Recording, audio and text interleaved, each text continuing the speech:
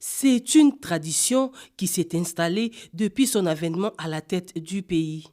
En début de chaque année, le président de la République, Félix Antoine Tshisekedi Tshilombo, réunit les ambassadeurs et chefs des missions diplomatiques accrédités en RDC pour leur présenter le vœu de nouvel an et recevoir aussi le vœu des diplomates. Cette fois, la voix des ambassadeurs a été portée par l'ambassadeur du Maroc en RDC, Rachid Agassim, en tant que doyen.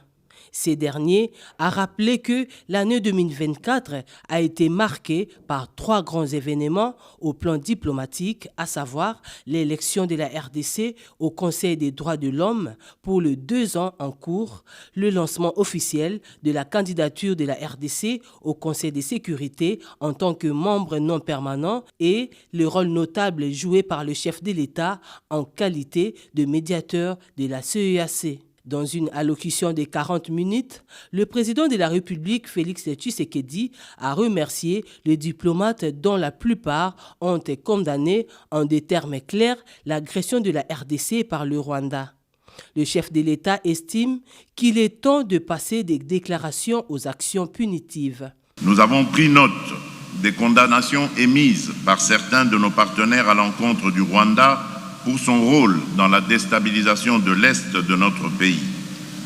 Ces prises de position, bien qu'importantes, restent insuffisantes face à la gravité des actes commis et à leurs conséquences humanitaires désastreuses. Les preuves accablantes présentées dans le rapport des experts des Nations Unies ne laissent aucune place au doute. Des sanctions concrètes et immédiates doivent être adoptées pour mettre fin à cette agression et prévenir une escalade régionale. Mais ces engagements ne suffisent pas. Nous attendons de la communauté internationale bien plus qu'un discours de solidarité. Ce dont la République démocratique du Congo a besoin de la part de ceux qui se considèrent comme ses amis, ce sont des actions décisives, d'un soutien concret et d'un engagement ferme pour répondre aux défis sécuritaires, économiques et humanitaires auxquels nous faisons face. La République démocratique du Congo ne demande pas de l'aide. Elle exige une solidarité juste et équitable, fondée sur le respect de sa souveraineté, de son intégrité territoriale et de ses droits fondamentaux. Ce soutien n'est pas une faveur. C'est une responsabilité collective dans la préservation de la paix et de la sécurité internationale. La communauté internationale doit maintenant transformer ces déclarations en actions tangibles et dissuasives. Des sanctions ciblées contre le Rwanda, ses responsables militaires et politiques impliqués dans ces exactions, ainsi que leurs réseaux financiers sont impératives. Par ailleurs, le président de la République a été très clair à l'endroit de ceux qui espèrent encore à une rencontre avec le terroriste du M23. Mais permettez-moi d'être parfaitement clair. La République démocratique du Congo ne se soumettra jamais aux pressions d'acteurs extérieurs tentant d'imposer des conditions contraires à nos intérêts et à notre souveraineté. Nous ne cesserons de réaffirmer notre position. Le dialogue avec un groupe terroriste comme le M23 est une ligne rouge que nous ne franchirons jamais. Le chef de l'État a également clarifié la position officielle de la RDC sur la peine de mort. Elle est applicable aux terroristes et aux militaires qui trahissent le pays. Le président Tshisekedi a terminé son discours en exhortant chacun des diplomates d'être des ambassadeurs de la République démocratique du Congo auprès de leurs gouvernements et institutions respectifs et de porter avec fierté le message d'un pays en plein dynamisme, ouvert au monde et déterminé à bâtir un avenir prospère. L'année 2024, bien que marquée par des défis considérables, a également été une année de progrès significatif pour la République démocratique du Congo. Ce fut une année où, face à l'adversité, nous avons choisi la résilience, l'action et la conviction. Aujourd'hui, je me tiens devant vous pour exposer nos priorités et réaffirmer avec fermeté nos attentes envers la communauté internationale face aux menaces persistantes qui pèsent sur notre nation et notre région.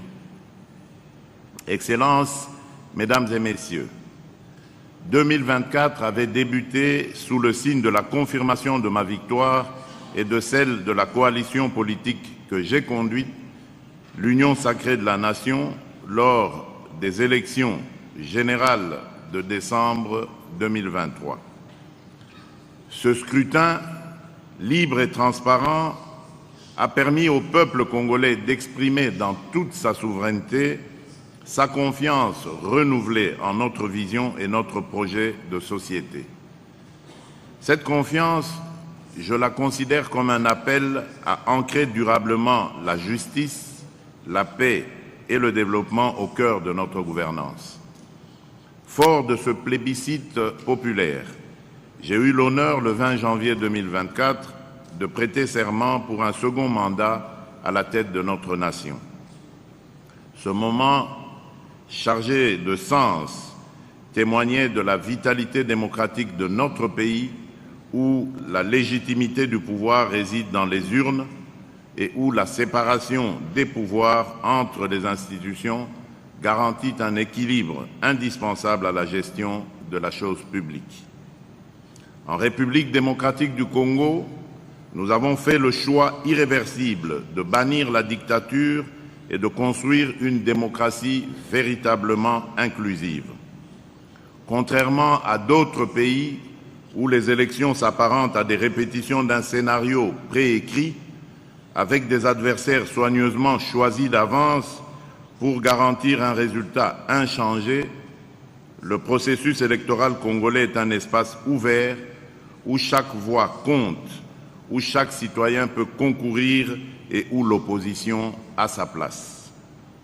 Ce modèle, certainement perfectible, représente aujourd'hui une source d'inspiration pour de nombreuses démocraties émergentes en Afrique et dans le monde. Les institutions issues de ce cycle électoral, toutes installées dans le strict respect de notre Constitution, sont désormais pleinement fonctionnelles et engagées dans la mise en œuvre de réformes destinées à renforcer la gouvernance, à promouvoir l'état de droit et à garantir la transparence dans la gestion de nos ressources publiques. Nous avons pris note des condamnations émises par certains de nos partenaires à l'encontre du Rwanda pour son rôle dans la déstabilisation de l'Est de notre pays. Ces prises de position, bien qu'importantes, restent insuffisantes face à la gravité des actes commis et à leurs conséquences humanitaires désastreuses. Les preuves accablantes présentées dans le rapport des experts des Nations Unies ne laissent aucune place au doute.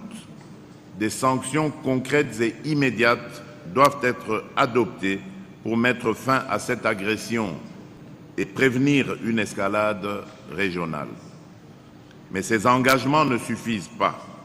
Nous attendons de la communauté internationale bien plus qu'un discours de solidarité.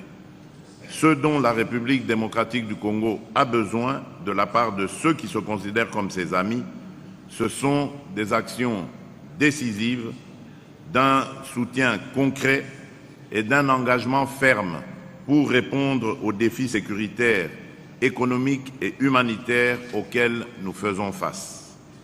La République démocratique du Congo ne demande pas de l'aide. Elle exige une solidarité juste et équitable, fondée sur le respect de sa souveraineté, de son intégrité territoriale et de ses droits fondamentaux. Ce soutien n'est pas une faveur. C'est une responsabilité collective dans la préservation de la paix et de la sécurité internationale. La communauté internationale doit maintenant transformer ces déclarations en actions tangibles et dissuasives. Des sanctions ciblées contre le Rwanda, ses responsables militaires et politiques impliqués dans ces exactions, ainsi que leurs réseaux financiers sont impératives. Mais permettez-moi d'être parfaitement clair. La République démocratique du Congo ne se soumettra jamais aux pressions d'acteurs extérieurs tentant d'imposer des conditions contraires à nos intérêts et à notre souveraineté.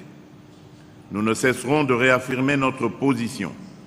Le dialogue avec un groupe terroriste comme le M23 est une ligne rouge que nous ne franchirons jamais.